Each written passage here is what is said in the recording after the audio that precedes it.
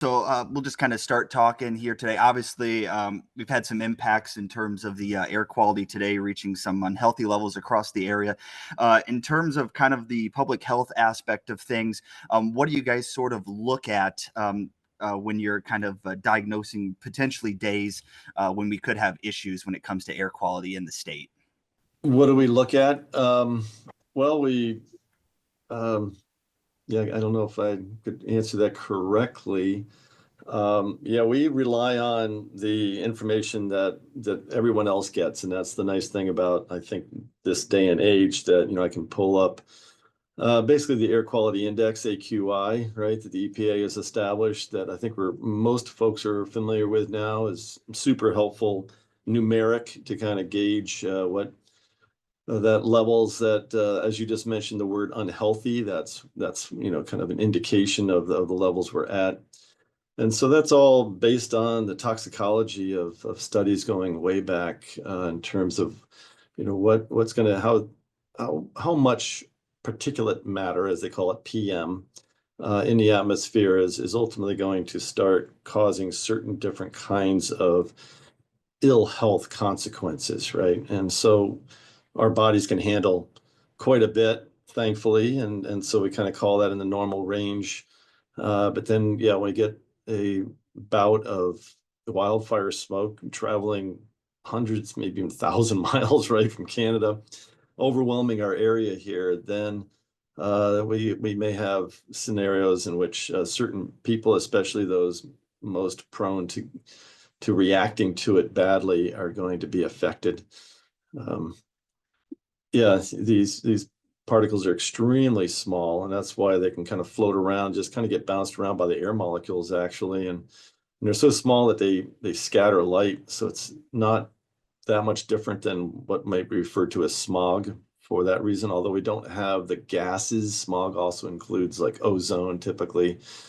So it's a pure PM, particulate matter, coming from the soot, right, of the burning trees, the kind of carbon and other resins and other things that get kind of thrown out as little droplets, really, that also float around, get deep into our lungs, and then from there, it's up to our lungs to do their job to protect us. And again, it depends on your state of health, right? That whether or not you're going to be able to handle it or not.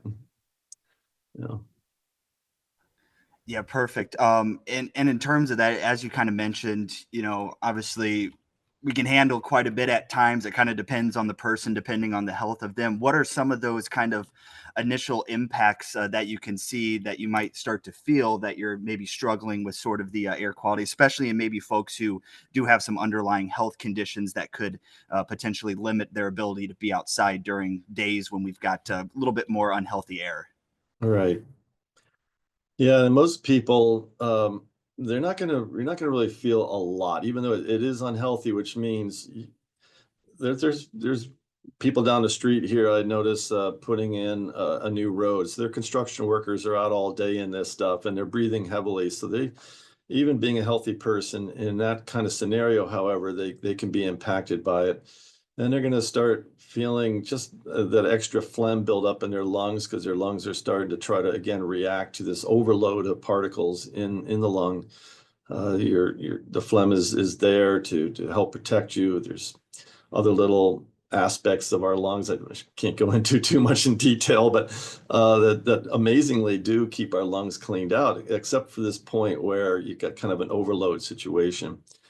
So there's a healthy person who may start kind of coughing more, kind of constantly trying to bring up that phlegm and things. And then there's children, with asthma. There's older people, especially say with COPD or something like that. Now you're getting into folks with very, very kind of temperamental types of lungs, and it also affects the heart. It's a cardiac problem as well as a respiratory problem. So now you're talking about folks who really need to protect themselves in this situation right now, where it is at this unhealthy level, which is actually about right now about twice the limit. Or actually, we're up The limit is based on a kind of a mass of this. If you weight all the particles in a cubic meter of air, which is about like the cubic yard, about stretch your arms out and then take all those little particles out and weigh them. That's how the EPA does it. And there's a certain number there that they don't want more of over 24 hours, 35 micrograms per meter cubed. And we're up over 60, 67 right now. So that number gets translated into this value of an AQI to help folks understand again the kind of levels and breakpoints where all of a sudden now we have to start concerning ourselves. So kids with asthma who may want to be on a soccer team and are out there right now, right, is another example. They're obviously breathing more heavily. They're going to probably feel it, and I think in that scenario, maybe coaches should keep an eye on the children, make sure that they're not breathing too heavily, starting to get into that wheeze of an asthmatic, for example, or they just shouldn't be out there right now in this kind of situation. Yeah. Yeah, and that kind of leads into what I wanted to ask next. What are some of the best ways to kind of for people to protect themselves? Obviously, it would be maybe stay inside more if you do have some underlying health conditions. But you mentioned obviously we're in the season of construction across the entire state, and it seems to be everywhere. What's some of the best ways for folks who do have to work outside for most of the day, even if they are healthy, but can potentially maybe limit some of those impacts of coughing and everything for them who are outside for a long period of time, typically? Yeah.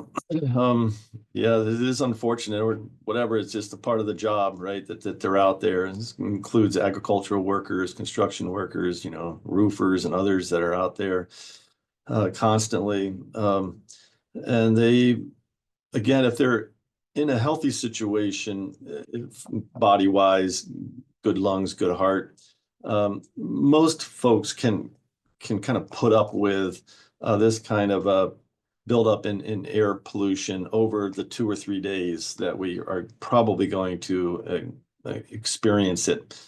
Beyond that, however, it would be something that they'd have to start thinking about a shorter shift on the work, right? They're going to maybe take breaks within their truck, put the air conditioning on, get that filter going, give themselves a little break from it.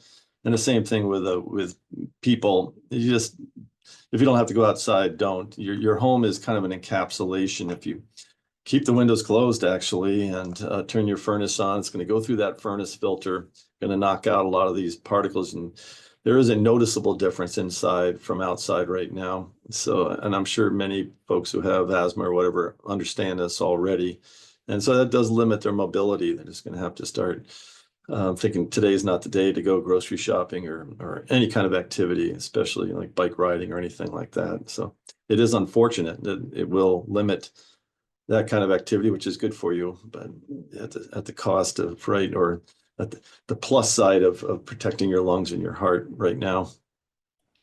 Perfect, perfect. Now the good news is hopefully it's not going to be around here for too much longer, or at least quite as much at the surface. That's pretty much everything I had, Patrick. Is there Okay. anything else on the topic that you feel needs to be covered, Um, or do we get everything? just that, again, it seems like we're now into a phase of our existence, so to speak, where these things are starting to hit us more often than they ever did in the past, and that we may have to have better better ways of getting the word out to people. The AQI and on our phones and stuff is certainly a help, but this has been something that was triggered a week or two ago, right? And so I think the community health services and others are going to have to start thinking more about how we can get the word out to people sooner than later to help protect them. So unfortunately, yeah, Yeah, unfortunately, yeah. that's for sure. Yeah.